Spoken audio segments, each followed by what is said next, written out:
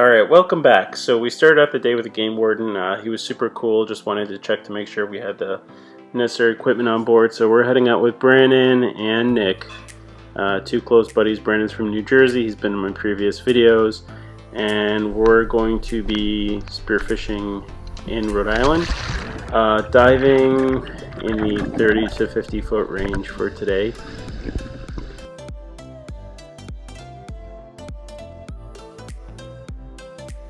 After initially jumping in, it did not come too surprised. The water was a milky, hazy, particly mix, so it was hard to make out fish, and essentially I had to turn my head and scan my environment a lot to make sure that I would pick up anything that came nearby. I really don't like to make rapid head movements because that does scare fish. I try to keep my head still and use peripheral vision.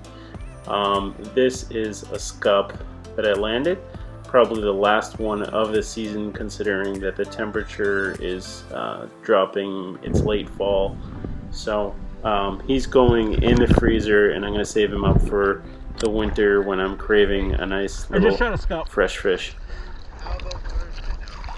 It's okay. I mean, it's doable. Like it, not as bad as back there. Yeah, you could anchor. Try it out. Yeah. Oh, bring me back?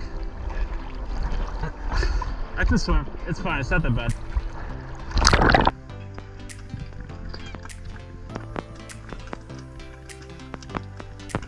So as I get to the bottom, I'm immediately looking for structure and holes that hold black sea bass. That is my main target for the day. Nothing home there.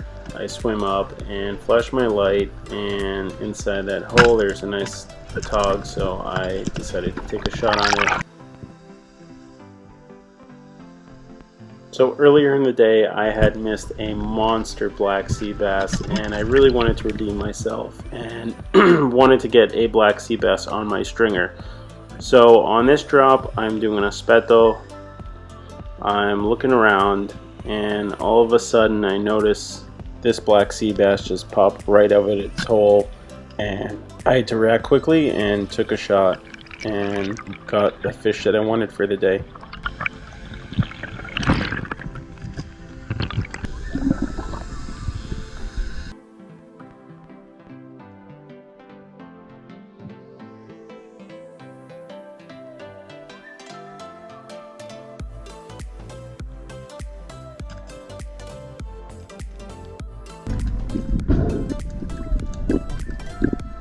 So I do want to add something. My friend Brandon and I partnered up and we did buddy diving, and that's something that's not really commonly done here in New England.